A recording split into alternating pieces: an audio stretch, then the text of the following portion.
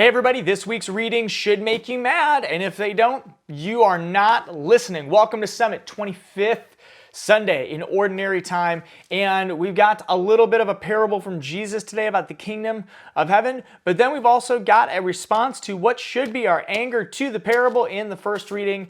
Let's go. Gospel today coming from the Gospel of Matthew, and it's a famous parable, the workers in the vineyard. To summarize, Jesus says, hey, the kingdom of heaven is like a vineyard owner who goes out and he calls some people. He says landowner.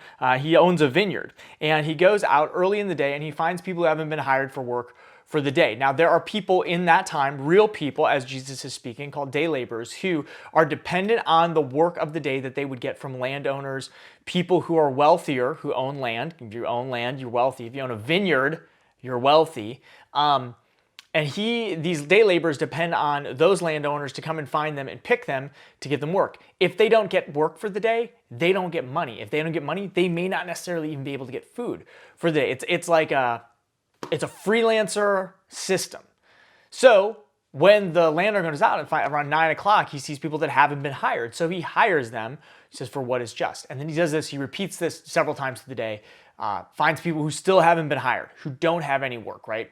And he invites them into the vineyard. And they go and they work. At the end of the day, everybody shows up. And what happens? Well, they get there.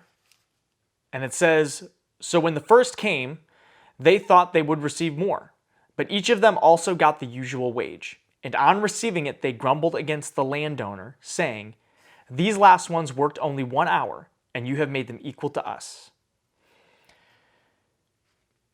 I get frustrated at people who get what I get without working for it at the last minute. You ever have something like that?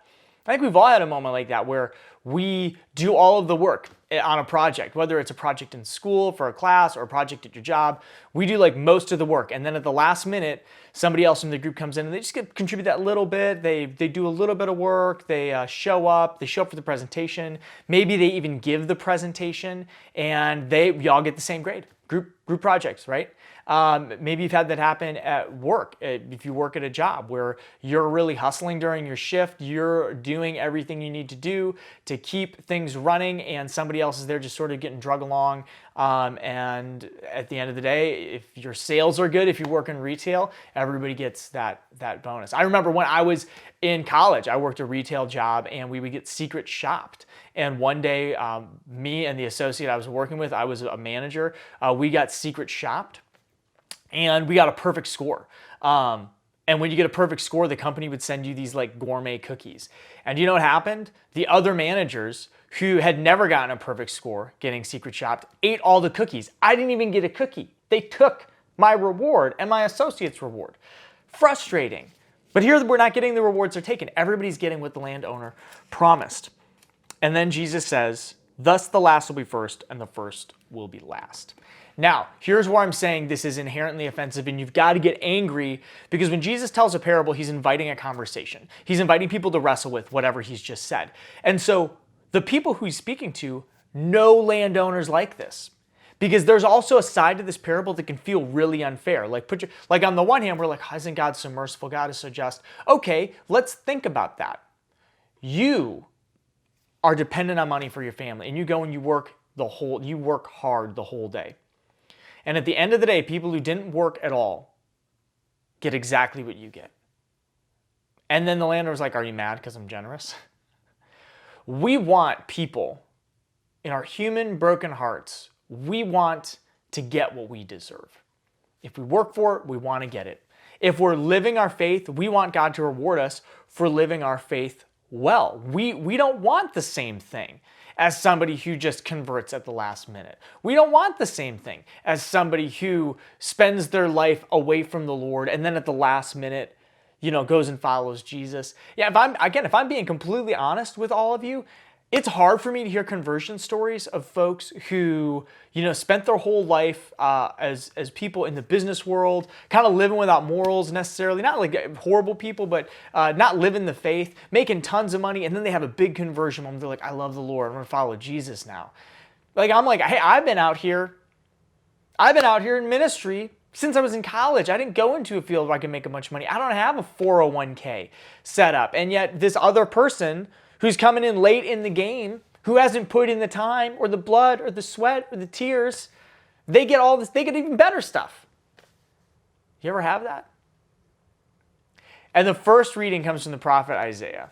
And this is God's response to what should be our frustration in the parable. Not this, come on, if you're being honest, you don't have this flowery response of like, oh, that's so wonderful. The first shall be last and the last shall be first. Here's where it comes in. And here's the one key line. God says, for my thoughts are not your thoughts, nor are your ways my ways, says the Lord. Nor are your ways my ways. Because my ways want what are fair. But do you know what I've realized? I don't actually want my ways. I want my ways when they work out for me. We want our ways when they work out for us, but not when they put us at a disadvantage. Not when we're the last worker hired. Then we want somebody else's ways. And God's like, you should be grateful that my ways are not your ways. Because if my ways were your ways, you would be lost. Because I can talk about how, man, like I've put in all this time. I've worked in ministry. I've worked in the church. I could have done whatever. But like, you know what? If I stood before God and was like, look at all the good things I did for you, Lord. I'm holding up the readings. God would say, yeah, now let's look at all the ways you fell short. Let's look at all the ways that you were lazy. Let's look at all the ways that you were greedy. Let's look at all the ways that you fell short. Let's look at all the ways that even as a person who knew me, you still chose against me. And it's in those moments that I want to look at Jesus and be like, but you said the last shall be first and the first shall be last. Thank God that God's ways are not my ways. At the end of the day, God is a God of mercy. God is a God of infinite chances, right up until the moment that we offer a last refusal. I want to hold grudges. I want to be first. I want to have what is mine. But I don't want that same justice doled out to me. And if I don't want that doled out to me, then I have to be a person who lives the way that God lives. So listen to the parable this week and let it make you angry. Wrestle with that. But then remember that God looks at you and says, my thoughts are not your thoughts. And your ways are not my ways. And that's a good thing, because at the end of the day, we may find ourselves outside of the vineyard, grateful that God comes to seek us. And most of us are outside of the vineyard sometimes, and ask us to come and work, and gives us what is just in God's mind, what is merciful, what is true. And that we ought to rejoice with the fact that even if we feel like we've been in the vineyard for years, that God extends that same mercy, that same offer to all of those. Because really, we're the person he's extended it to. God bless, my friends. Enjoy your week and have a great Sunday. 25th Sunday of Ordinary Time.